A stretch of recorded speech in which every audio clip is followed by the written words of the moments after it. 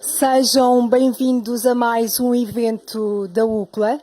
Para vos dar as boas-vindas, dou a palavra à Senhora Secretária-Geral Adjunta da UCLA, a Doutora Paula Leal Silva, por favor. Bom evento.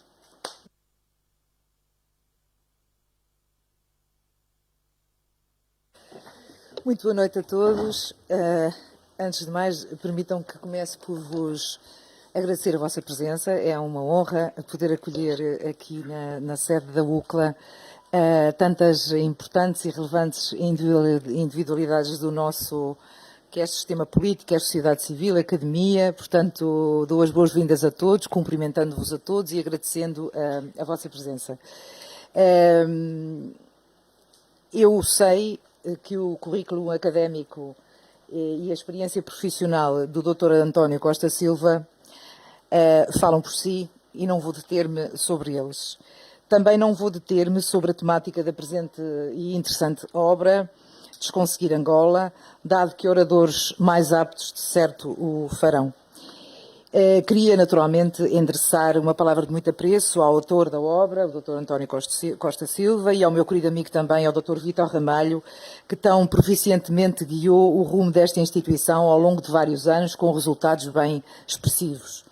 Também queria dar as boas-vindas ao Dr. Nicolau Santos, co-apresentador do livro, bem como à editora Guerra e Paz, na pessoa do seu editor, Dr. Manuel Fonseca. Trata-se de uma empresa de prestígio com a qual a UCLA muito se orgulha de colaborar no quadro de múltiplos projetos de interesse comum. Eu também vivi parte da minha vida em Angola e do país guardo fundas e caras memórias.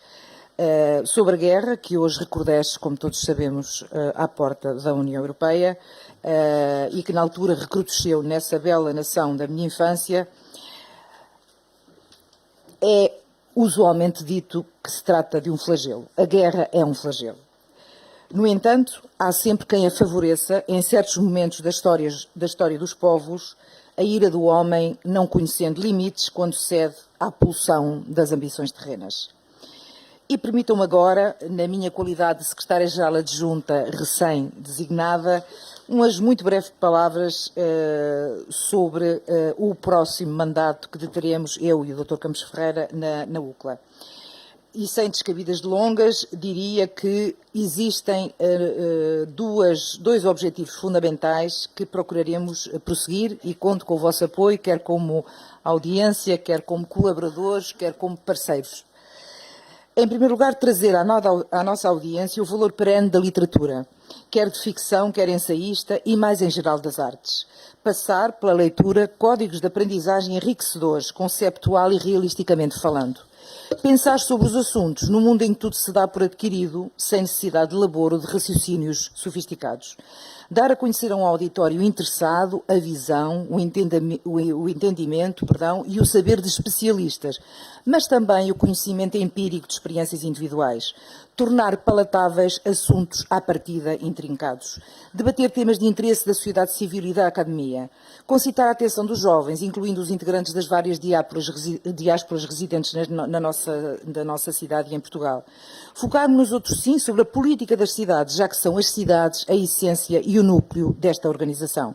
Porque tudo interessa às cidades. O comércio, a urbanização e a arquitetura, as políticas ambientais, a gestão de recursos, o turismo, as políticas de habitação e de transporte, a fiscalidade, a inclusão social, o combate à pobreza e às desigualdades, as migrações, a tecnologia, a produtividade, a ciência, a cultura e as artes. Em segundo lugar, como segundo objetivo, digamos assim, queríamos concentrar-nos na necessidade de reforçar a componente económica da UCLA, criando e recriando parcerias com empresas e agentes económicos, também na mira de ajudar a proporcionar negócios do interesse das nossas cidades e respectivas sociedades civis. E agora, ofereçamos as luzes da ribalta a quem realmente as merece. Muito obrigada.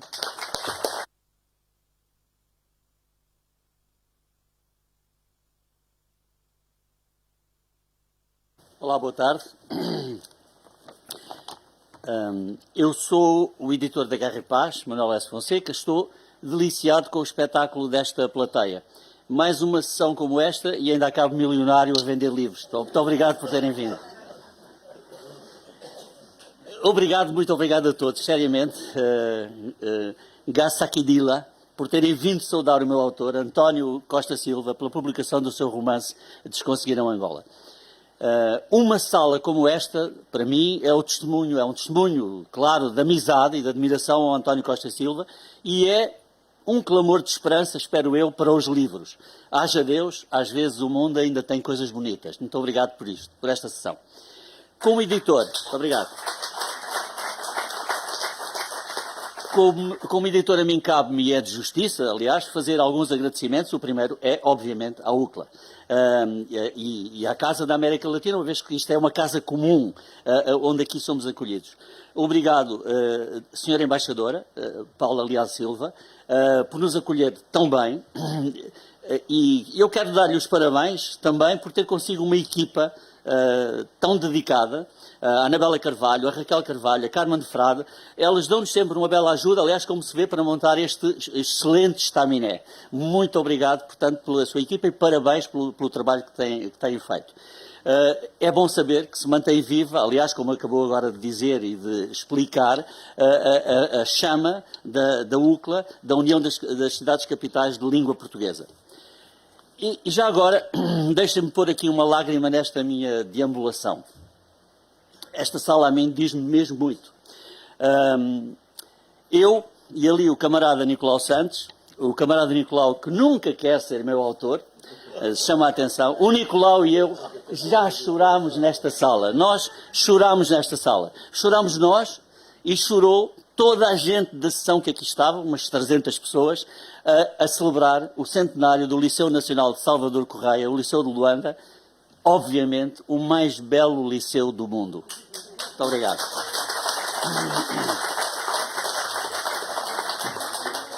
E eu já cantei nesta sala. No dia em que aqui apresentei o meu livro Crónica da África, e hoje, do meu ponto de vista, hoje está claro, não sei se nós vamos chorar, se vamos cantar, se vamos rir. Agora, tenho a certeza de uma coisa. Vamos pensar. Está tudo, rir, chorar, cantar e pensar neste Desconseguiram Angola. Agora umas palavras sobre a Guerra e Paz. A Guerra e Paz Editores é para alguns de vós certamente uma entidade completamente desconhecida. Deixem-me dizer, no entanto, que a Guerra e Paz é a mais angolana das editoras portuguesas. É obviamente uma editora portuguesa, mas tem uma componente angolana muito forte. A par deste Desconseguiram Angola, temos ativos, neste momento, mais de 50 títulos angolanos ou ligados a Angola na nossa coleção.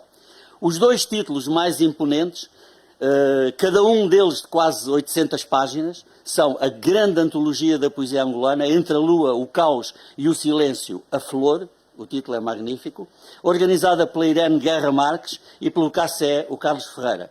É um livro que nos leva de embalo da ancestral poesia angolana oral até aos poetas angolanos contemporâneos de hoje. É um grande livro. Não é só grande por tamanho, é mesmo um grande livro. E o outro, e não é por estar aqui o meu autor, é a história de Angola, da pré-história ao início do século XXI, da autoria do Alberto Oliveira Pinto. Essa minha coleção angolana fica hoje mais rica, estimado António, com o seu Desconseguiram Angola. Muito obrigado por ter acreditado na editora.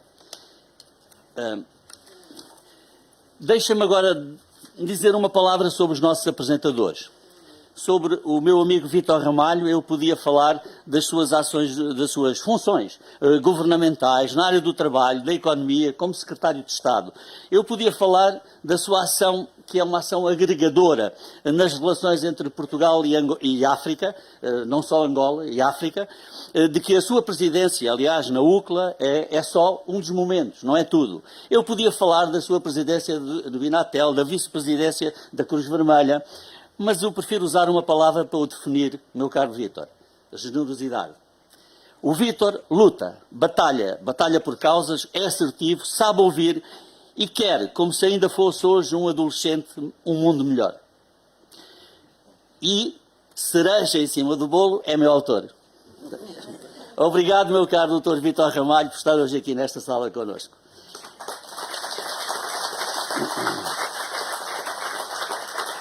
E agora, do meu caro Nicolau Santos, cujo único defeito é não ser meu autor, direi que é um ser dotado de uma extraordinária ductilidade. É jornalista e é poeta. Não é fácil. Foi vice-diretor do mais importante jornal português, do nosso velho Expresso. É um perfeito dizer de poesia, presidente da Lusa e da RTP, e é escritor. Só não é, meu amigo Nicolau Santos, meu autor. Mas a quem tem um sorriso como o dele, não é? Um entusiasmo e uma simpatia como a dele, eu e o mundo à nossa volta só podem agradecer. É bom, meu caro Nicolau, ter-te aqui junto de nós, connosco. Muito obrigado por teres vindo.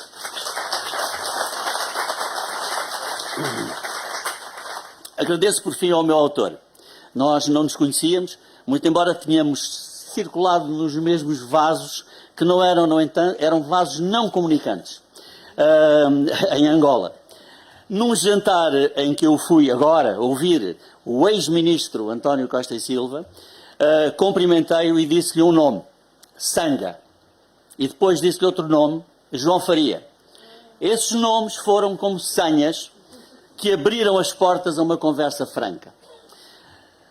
Zico, personagem idealista deste Desconseguiram Angola, diz uma breve frase tão arrebatadora como assustadora. E a frase é esta: a minha pátria é esta cela.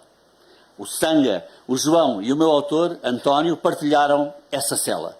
Este livro, em cuja trama se queimam e exterminam todos os livros, vem dessa cela e resgata-nos de todas as algemas e de todos os grilhões. O que me faz publicar este livro é, para mim, que não estive nessa cela, mas que estive nessa mesma pátria, é a minha total identificação com o retrato inundado de humor, de sátira, de riso, inundado de uma grande almofada de ternura que o António Costa e Silva nos dá desse país em que a realidade ultrapassou o cinema, uma realidade cheia de personagens fugidos dos mais miríficos filmes e dos mais miríficos livros. Neste livro do António, em que Angola se desconsegue, inaugura-se uma nova mitologia. Roubo a explicação a uma das personagens. Diz a personagem: isso aí é mitologia africana. Se os negros tinham mito, se os romanos tinham mito, se os próprios tugas tinham mito, por que o angolano não pode ter mito?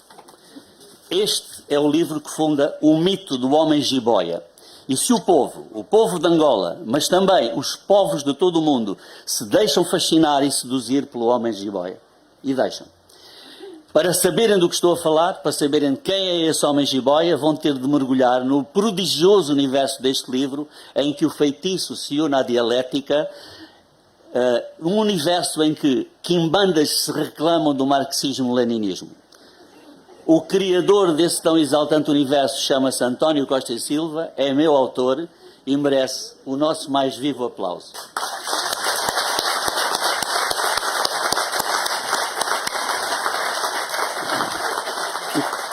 Passo a palavra ao meu caro amigo Vítor Ramalho.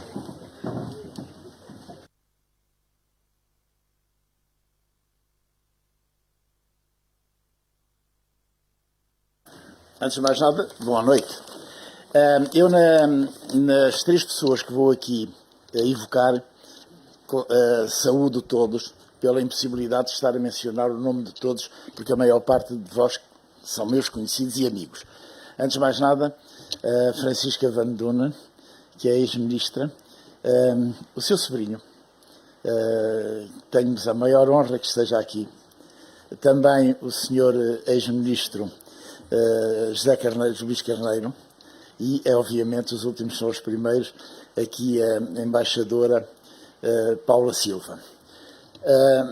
Cumprimentados todos, eu queria vos dizer que é uma honra ter sido convidado pelos amigos António Costa Silva e Manuel Fonseca para intervir nesta sessão, partilhando a apresentação com outro amigo, Nicolau Santos.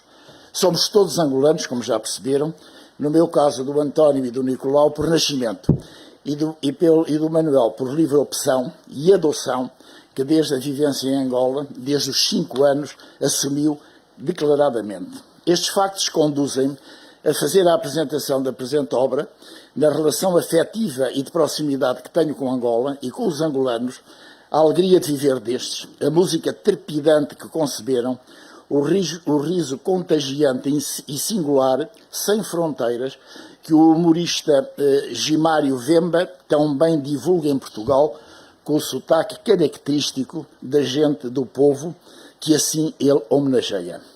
António Costa Silva traduz neste livro uma forma peculiar da fala comum dos angolanos, captando-a no âmago da guerra fratricida que o país experimentou, socorrendo-se de episódios e diálogos que nos fazem marejar os olhos, aqui com lágrimas de profunda dor, além com um sorriso e um riso impossível de ser contido.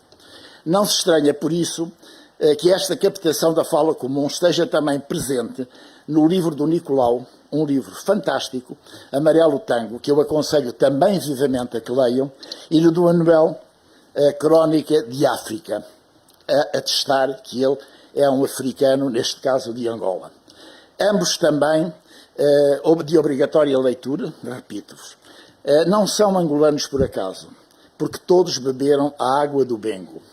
E isto tudo porque Angola é sempre e sempre será um caso de profunda reflexão de um país e de um povo que desconseguem conseguindo e conseguem desconseguindo. Os personagens do Desconseguiram Angola expressam isso mesmo, desde logo nos nomes que vocês reparem bem nestes nomes. Gaspar Vira-Pipas, Coronel Mamonas, Capitão Chuvisco, Zefa Cassete e tantos outros. Só mesmo com estes e outros personagens o António poderia dar força a capítulos pungentes de dor e outros de um riso incontido, mas sempre aberto, seja a propósito de um jogo de futebol, de um filme, do homem jiboia já aqui invocado, tudo sob o pano de fundo da guerra. Guerra emoldurada sobre o ideário estranho de um socialismo esquemático que fez criar esquemas inimagináveis, e depois há as conclusões sérias e ensinamentos que fluem naturalmente do livro, porque não há liberdade sem humor. Logo no início da leitura, eu próprio fui transportado para as tertúlias dos meninos à volta da fogueira, que integrava, e mais tarde um poeta conhecido, integrava-o também, o Manuel Rui.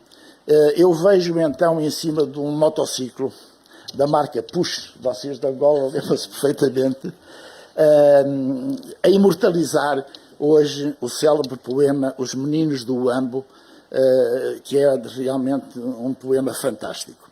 Desse tempo guardei os risos de humor, carregados de sentido, contados a partir de factos absolutamente insólitos, com que nos interrogávamos e interrogávamos também o que observávamos, tendo a propósito concebido eu próprio, para estar aqui, a imaginação para esta apresentação, uma carta que eu teria recebido de um companheiro dessa fogueira, homem agora de provecta idade.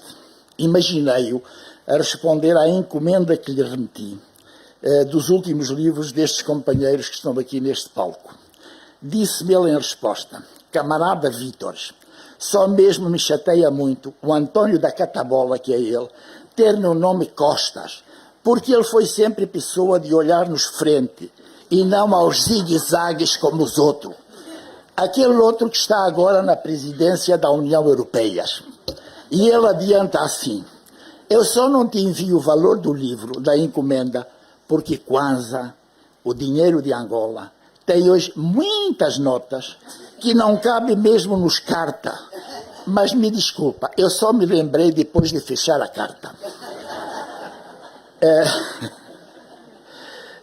Nessa forma singular que aqui expresso, como faria com muito mais propriedade o Gimário Vemba, e também por amor à Angola, eu acrescento imaginando: guerras já lá vai, agora é períodos mesmo de reconciliações, mais grave, mas guerra costuma fazer muita desgraça. Outro dia, Chitunda, tu te lembras de Chitunda? Ele ficou com perna de pau por mina quando seguia nos matos. E agora está tão chateado, mesmo muito chateado, porque ele tem perna de pau e filho nasceu com 2 pernas verdadeiras. Eu vou acabar esta carta porque tinta acabou. Porque mercado livre não é mais como socialismo esquemático. Só nos consequência é que é, porque falha tudo nos mercados. Me manda mais livro de todos os angolanos que aí produzem livros. Fica bem, e como tu dizias quando eras pequeno, e a Terezinha te deixou, chipé pa chipo, ativala tirimba, ou seja, o que é bom acaba e o que dói esquece.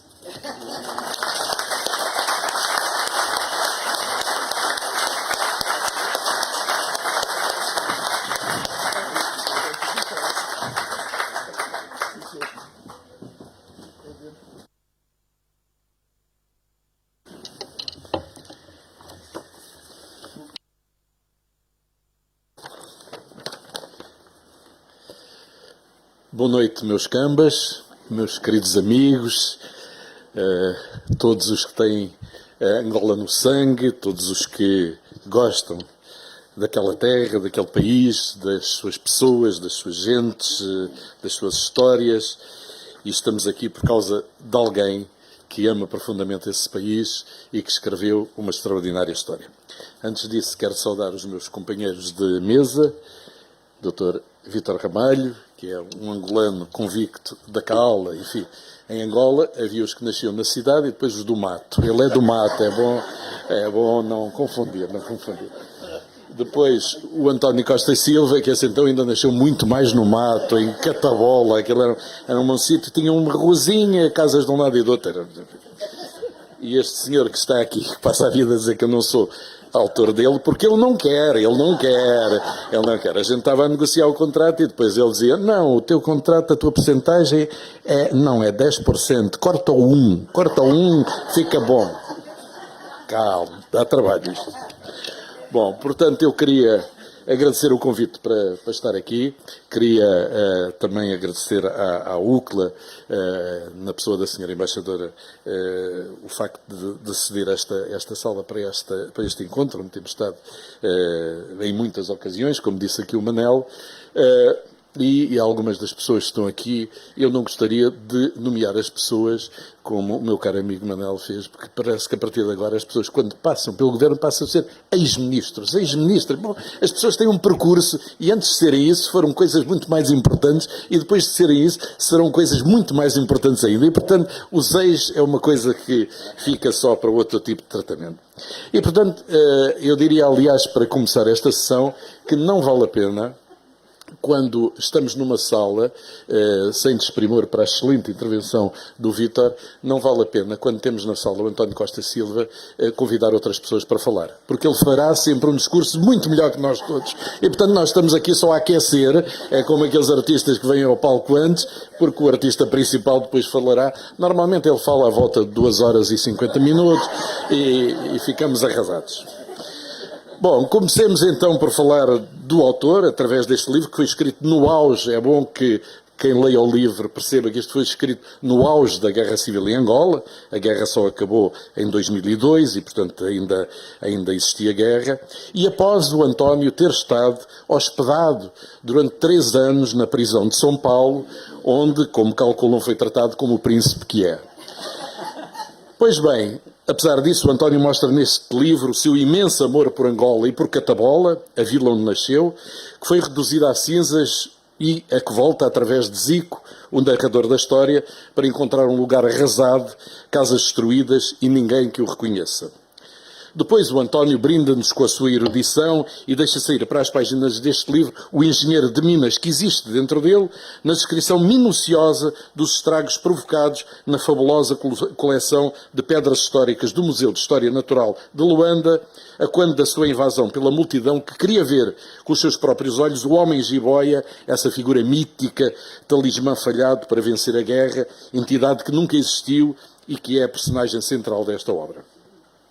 Fala-nos com uma calema de mágoas dos meninos órfãos que deambulam pela capital e dormem nos contentores, comendo o que conseguem encontrar nos caixotes de lixo da cidade.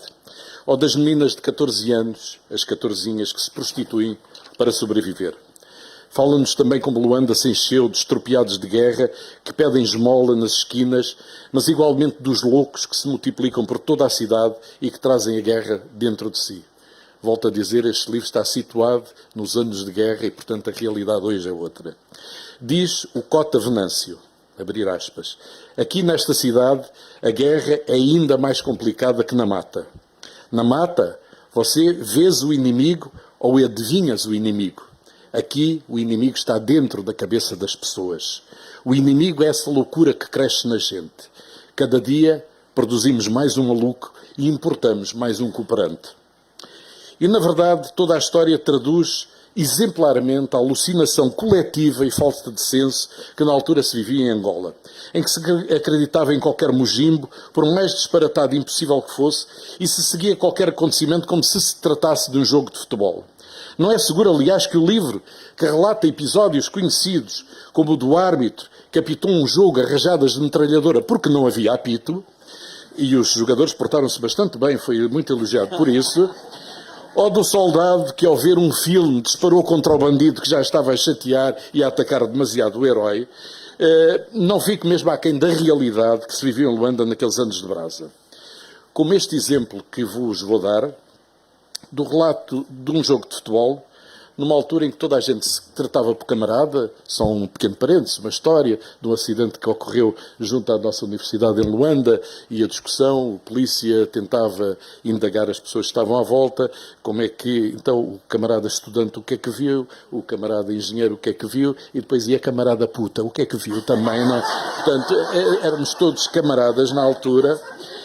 E, portanto, Angola era o expoente do marxismo-leninismo e do socialismo científico.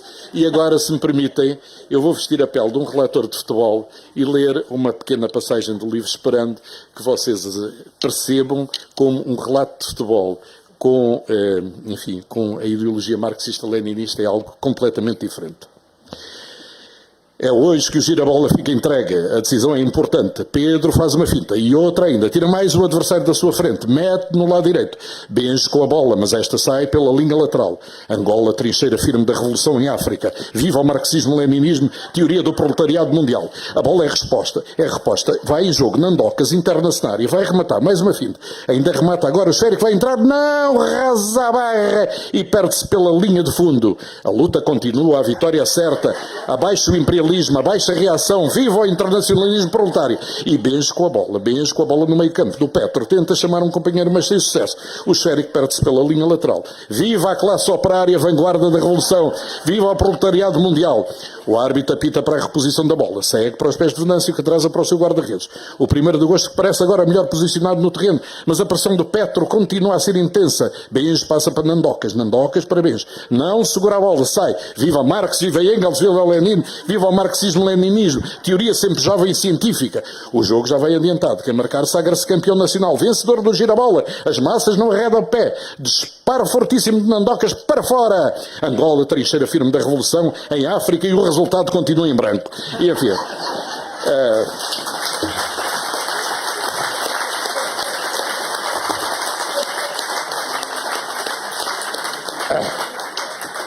Na verdade, com este livro, António Costa Silva dá-nos o exemplo africano, e vou dizer algum disparate, porque eu obviamente não sou crítico literário, mas dá-nos o exemplo africano do realismo mágico sul-americano, mais Júlio Cortázar e menos Jorge Luís Borges, mas ao mesmo tempo falo com uma imensa ironia que consegue matizar a dor imensa de um país que depois de 13 anos de guerra colonial viveu 27 anos em guerra civil. Sim, porque em pano de fundo temos sempre a guerra civil, descrita e antecipada num velho livro intitulado Angola, o sono da razão. Está lá a fuga das pessoas, do Xinguar, da Sela, de Vila Nova. Está lá a guerra no Cuíto, no Kwanza Sul, na Kibala, na Kaala. O elevado número de mortos no Ambi e no Bié. A frente que se abre na cidade de Malense. Os combates a avançarem para as províncias do Uíge e do Zaire. A artilharia de longo alcance. Os órgãos de Stalin. As rajadas das metralhadoras. O rebentamento das granadas. 8 pessoas mortas aqui, 32 ali.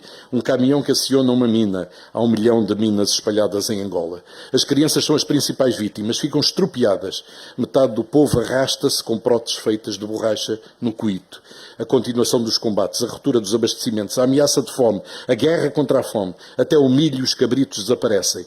Os preços disparam, só há vendedores, não há compradores. 400 mortos, 300 mil refugiados, mais de 2 milhões de deslocados. Acabou a distribuição de milho e óleo alimentar. Outra grande carência é o sal. 6 mil pessoas desesperadas, embranhadas na mata, fogem dos tanques, fogem dos morteiros, fogem das fardas, fogem das bombas, fogem. Famílias inteiras mortas pela fome ou pelas armas.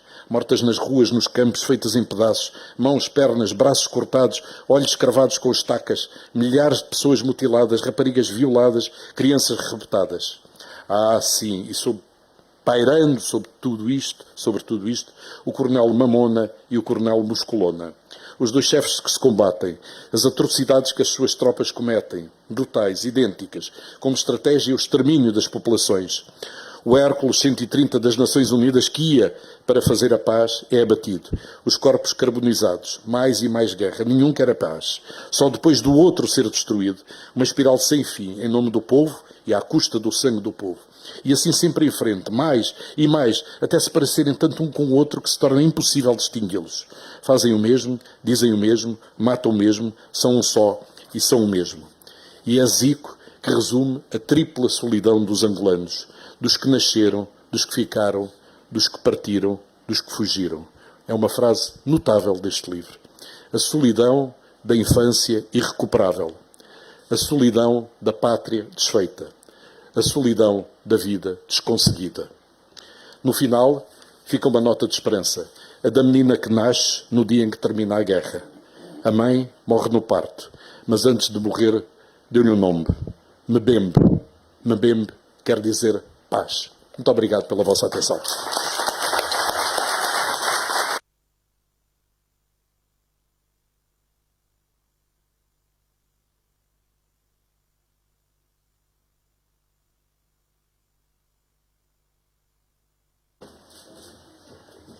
Muito boa tarde a todos. Queria agradecer a presença de todos e de cada um de vocês aqui esta tarde. Agradecer à sua embaixadora a disponibilidade da UCLA para termos aqui esta sessão. Queria cumprimentar e saudar o Manuel Fonseca e a Guerra e Paz. O Manuel é um editor que é muito apaixonado no trabalho que faz, mobilizador, e, portanto, os seus autores sentem esse apoio e esse estímulo, e muito obrigado. Queria agradecer aos meus 2 amigos, Vítor Ramalho e Nicolau Santos, pela excelente apresentação que fizeram deste livro, e queria, na pessoa da Sra. Embaixadora, agradecer a todos vocês e saudar-vos, os meus amigos todos que estão nesta sala e que é muito grato ver. Eu queria começar por dizer que eu escrevi este livro no auge da Guerra Civil em Angola. A Guerra Civil em Angola foi um acontecimento absolutamente trágico e no fim dos 26 anos de conflito, cerca de 1 milhão de angolanos foram mortos. É uma das grandes tragédias do nosso tempo e é quase uma tragédia invisível nas grandes discussões que temos no mundo. E o grito é um grito de revolta contra a guerra, é um grito de revolta contra os senhores da guerra, é um grito de revolta pelo sofrimento indizível que foi infligido ao povo angolano. E uma das grandes questões que está neste livro e que é uma interrogação e que sempre tentei responder e nunca consegui, é de onde é que vem este instinto predador, este instinto belicista da espécie humana. E o livro é pontuado por muitas discussões entre as suas várias personagens, que já foram aqui algumas evocadas, para saber que razão é que preside a guerra, como é que as pessoas enfrentam estes conflitos e não arrepiam caminho. E nós podemos olhar de múltiplas maneiras para esta questão. O poeta mexicano Otávio Paz, um grande e extraordinário poeta, disse que é a linguagem que nos torna humanos. O filósofo alemão Martin Heidegger disse que o ser é a casa da linguagem. Nós somos dotados de linguagem, podemos falar uns com os outros, podemos dialogar uns com os outros, mas estamos progressivamente a avançar para um mundo de pouca comunicação, de grande ruído e da incapacidade de compreender o outro. E isso, quando falha a linguagem, é exatamente quando acontece a guerra. E essa questão é uma questão que é fulcral e que está perante nós. E neste livro as próprias palavras usam fato de combate, como digo no livro, porque as palavras deixam de fazer sentido. Frente a 1 milhão de mortos, a uma geração de estropiados, a uma geração de crianças órfãos, e basta olhar para as crianças órfãs nas ruas de Luanda, nós perguntamos que significado tem a palavra liberdade, a palavra dignidade, a palavra independência, a palavra solidariedade entre os homens. E muito provavelmente este instinto predador da espécie humana, este instinto belicista, vem da antiguidade africana, vem da antiguidade clássica, vem do Egito e da Grécia Antiga, vem dos estoicos, da cosmogonia dos estoicos, que postulavam Zeus, o Deus dos deuses, alimenta-se do universo. E, portanto, a mim, durante toda a vida, ainda por cima durante este conflito em Angola, produziu-se durante 3 meses e meio a grande tragédia do Ruanda.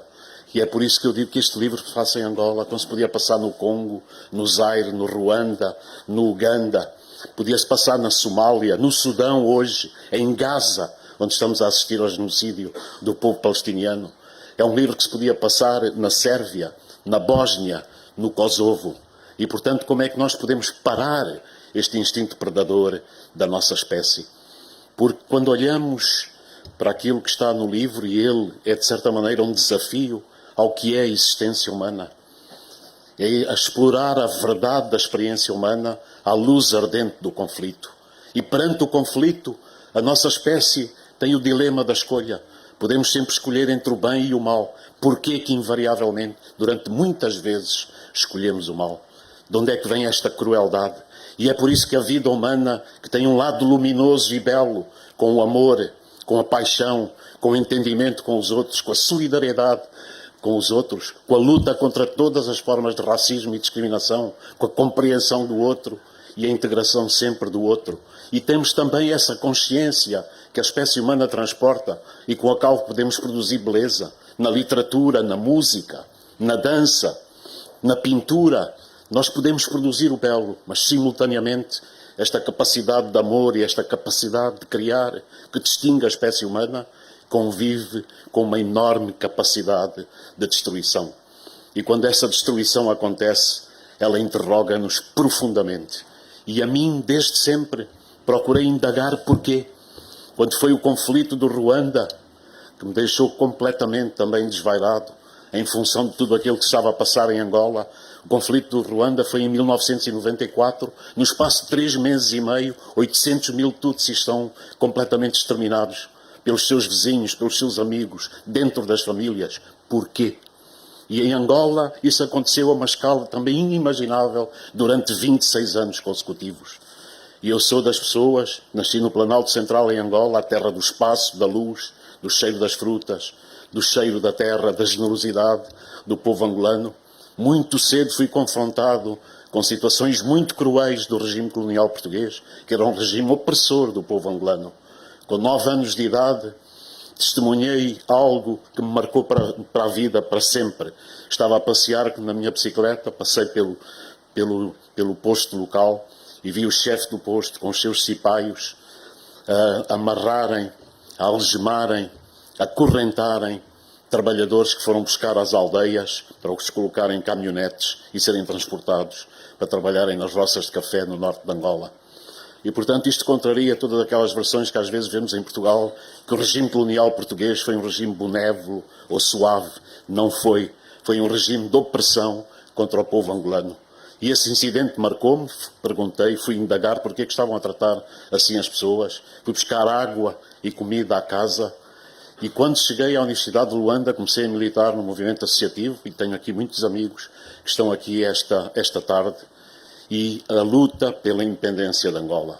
E sou das pessoas que esteve nessa noite mágica de 11 de novembro de 1975, quando às 0 horas o presidente Agostinho Neto proclamou perante a África e perante o mundo a independência de Angola. E senti naquela altura, com toda a efervescência que existia naquela praça, que os sonhos, as lutas, as ansiedades, as perspectivas de gerações e gerações de patriotas angolanos desaguavam naquela praça. Mas à medida que o presidente falava, na Praça 1º de Maio em Luanda, ecoavam distintamente o ruído das explosões dos morteiros em Kifangondo, nos arredores de Luanda, onde o outro movimento de libertação nacional, a FNLA, tentava para entrar na cidade. E, de certa maneira, quando olho para trás, este ruído que assolava a praça naquela altura é uma espécie de horóscopo do desastre que ia acontecer e da catástrofe que ia acontecer. Porque não vamos ter ilusão nenhuma. A guerra é a majestade do absurdo, é o esplendor da morte, é a trivialização de todas as mutilações. A guerra cria condições para o mal radical se desenvolver, germinar e propagar. E atenção, quando o mal radical se propaga, torna supérfluos os seres humanos. E é por isso que a vida deixa de fazer sentido, a vida não vale nada. E as coisas mais preciosas que nós temos são exatamente a vida e a liberdade. E por isso este livro é um grito para continuarmos a defender a vida e a liberdade onde quer que isso seja possível.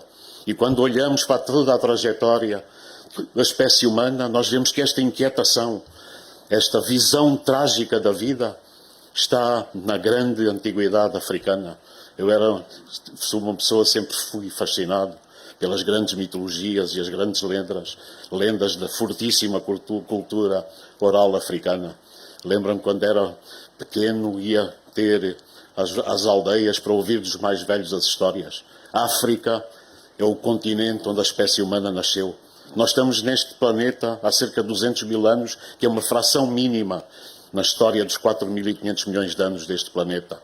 E, no entanto, esta espécie que se desenvolveu neste planeta tem na sua origem África. Foi aí que o Homo sapiens pela primeira vez se desenvolveu.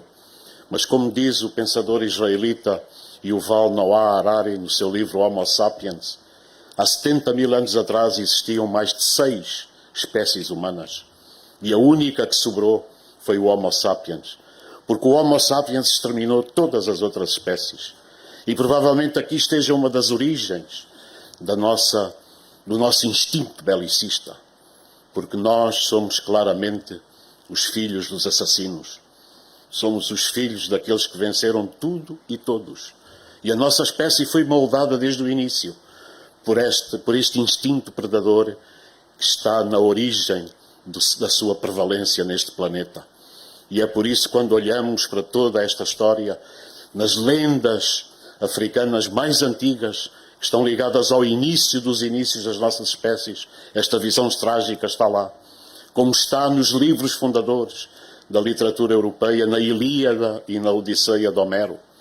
Está nos versos intemporais que Homero escreveu, quando Príamo, rei de Troia, se apercebe que o seu filho Heitor foi morto, vai ter com Aquiles ao acampamento daqueles e beija as mãos homicidas daqueles e tenta que se estabeleça a paz.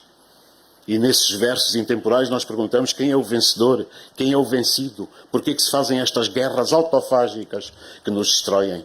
Essa visão trágica está também em todos os outros grandes desenvolvimentos da literatura universal. Está no Terraço de Elsinore de Shakespeare.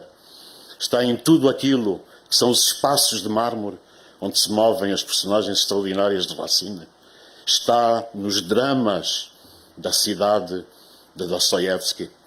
E, portanto, a nossa espécie, quando hoje é confrontada com isso, é evidente que, ao longo do tempo, ao longo dos séculos, o que tentamos construir foi a civilização, foi desenvolver as regras, foi criar as instituições, foi estabelecer os direitos humanos, mas está sempre, sempre presente em muitos aspectos da história, a história da barbárie e da infâmia, que é a história das duas guerras mundiais e da ignomínia da escravatura. É a história de todos os genocídios modernos, incluindo aquele que hoje está a ocorrer em Gaza, sob os nossos olhos, sob a complacência das instituições internacionais e das próprias Nações Unidas. E eu pergunto-me, esta frequência amorfa da nossa habituação ao horror é uma derrota radical da humanidade. Mas é evidente que este livro, como Angola, em todas as suas perspectivas, cria não só o trágico, mas também o cómico. É um país em que nós não podemos deixar, no meio da tragédia, de rir. E o povo angolano é um povo absolutamente extraordinário. O povo angolano é o único herói deste livro. E, portanto, o povo angolano tem sempre essa capacidade extraordinária de se reinventar. E eu vou-vos contar 2 ou 3 coisas, porque não queria terminar numa nota muito sombria. Na própria noite de 11 de novembro de 1975, quando o Presidente Agostinho Neto ia anunciar a independência de Angola, a Rádio Nacional de Angola enviou um repórter, enviou uma equipa, mas tinha um repórter que começou a fazer o relato dos acontecimentos. E o palco tinha as grandes fotografias de Marx, Engels e Lenin. E o repórter tinha muito pouca literacia política. Falava muito bem, sem dúvida, começou a reportar e depois dizia: a praça está engalanada com retratos de 2 barbudos que eu não conheço e do camarada António Jacinto. E reparem, e quem conhece o António Jacinto, há similaridades entre o António Jacinto e o Lenin. Mas claro que isso causou um bruá na praça e pronto, o repórter, sem saber o que estava a passar, teve que desistir. Depois o livro tem também todas as histórias do Coronel Mamona e do Coronel Muscolona, que são os senhores da guerra. Os senhores da guerra, quando entram na guerra, pois já não conseguem sair da guerra, não sabem sair da guerra e muitas vezes não querem sair da guerra, porque a guerra transforma-se num negócio de alguns e na miséria e na catástrofe de muitos. Mas o livro ecoa também as histórias extraordinárias de Luanda, as histórias da cidade, dos grupos marginais, do lumpen proletariado. No tempo colonial, as grandes quadrilhas de lumpen que atacavam as instituições coloniais eram muito celebradas na cidade.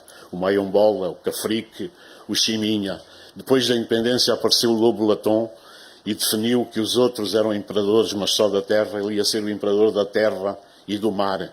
E então inventou um esquema em que roubou uma chata, um barco do Clube Náutico, fez a circunnavegação, como ele dizia, da Bahia, assaltou o Dongo, roubou toda a cerveja, fez uma grande farra nos Moceques e declarou-se como imperador da terra e do mar.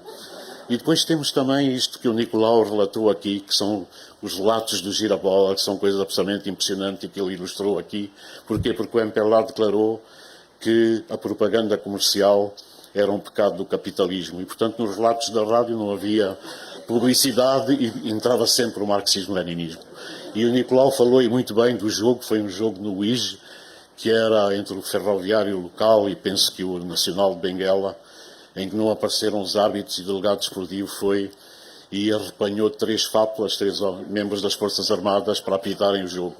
E eles começaram a discutir com o delegado, mas a gente não tem apito. Você não precisa de apito, você apita mesmo com a Kalashnikov. E ele disse, mas vou apontar. E se eu tiver, se eu tiver fraca pontaria, vamos ter redução de efetivo. Você dá sempre tiro para o ar, nunca aponta. E, portanto, eles apitou o jogo, foi altamente disciplinado, marcou um penalti, o próprio fez penalti, foi buscar a bola e pôs no terreno. E na segunda-feira o Jornal de Angola dizia este foi o jogo mais disciplinado do campeonato e o árbitro revelou uma autoridade absolutamente extraordinária. E, portanto, Angola tem sempre estas histórias que são impressionantes. A história do homem jiboia começa nos Mosseques de Luanda com a guerra. Milhares e milhares de pessoas foram-se acumulando e, às vezes, quando desapareciam, eram mortos em combate militares, das FAPRA, do Exército do MPLA, por vezes o Exército de vez em quando ia notificar as famílias e foi ao bairro do Golfo, como podia ser no Sambizanga ou no Kazenga, e disse a uma família, o seu filho morreu. Eles fizeram o comba de toque, em Angola é muito importante a questão do óbito e tudo aquilo que está relacionado com o óbito. Só que o azar dos Távoras é quem tinha morrido era o filho, mas era da família ao lado. Da família ao lado, quando soube, já não quis fazer comba de toque, que custa dinheiro, e disse, não, vocês já fizeram por nós, portanto a discussão começa. Mas o problema maior é 3 semanas depois o morto aparece no bairro. E quando o morto aparece no bairro, começa toda a discussão. Você está morto, você não está morto, você está vivo. O morto tem que explicar que está vivo, os outros pensam que ele está morto. E se o morto, por acaso, o dito morto, tem orelhas pequeninas, tem defeitos no corpo ou na língua, começa logo um mugimbo e isso vai desembocar na questão do homem jiboia. Há muitos exemplos na literatura, só depois porque isto é empurrado quando a gente está a escrever, só depois é que me lembrei que na literatura tem muitos homens, o homem inseto do Kafka, os homens subterrâneo do Dostoiévski, e muitas vezes a dureza da vida, a crueza e também a guerra leva o ser humano a desumanizar-se. E muitas vezes nestes personagens a animalidade asfixia a consciência, infeta a consciência. E, portanto, nós também temos que perguntar porque é que isso acontece. E queria terminar dizendo apenas que o segredo da existência, a meu ver, não é vivermos apenas, é termos algo por que viver. E eu penso que vale a pena, neste tempo, vivermos para defender a liberdade, para defender a democracia, para lutar contra o racismo, lutar contra a xenofobia, contra a discriminação. Estamos a ver a eclosão no mundo de novos movimentos que são de extrema-direita, que são racistas e xenófobos, e nós temos que dizer não. A espécie humana não aprende nada com os seus erros e muitas vezes recorre a esses erros que só conduzem à catástrofe, como aconteceu na Europa no século passado. E tem graça que em 1933, não tem graça, enfim, não tem muita graça, mas pronto, em 1933, quando a catástrofe estava a desenhar na Europa, Einstein escreveu a Sigmund Freud a dizer o que é que ele aconselhava, como é que se podia parar a catástrofe que vinha a caminho. E o Freud respondeu, e essa resposta ecoa geração após geração, que não é possível fugir à imperfeição que caracteriza a natureza humana e ao desejo inevitável que a natureza humana tem da morte e da destruição. Mas eu penso que não pode ser assim, que é necessário que não seja assim, e portanto nós temos que definir se o futuro é um lugar de esperança ou é um lugar de pesadelo. Isso vale para Angola, vale para Portugal, vale para toda a parte. E compete a nós decidir se vamos ter esperança ou vamos repetir os pesadelos. Angola não pode ser um país em que o futuro já passou. E a esperança é a gramática da vida. Porque o ser humano só vive se tiver esperança. Se nós não tivermos esperança, o ser humano é afundado e afunda-se e desarticula-se em todas as suas obsessões e nos seus instintos mais primitivos. E isso não pode suceder nunca. E, portanto, compete a nós, em cada dia, lutar por aquilo que são os direitos fundamentais e reafirmar a esperança a caminho de um futuro diferente. Muito obrigado.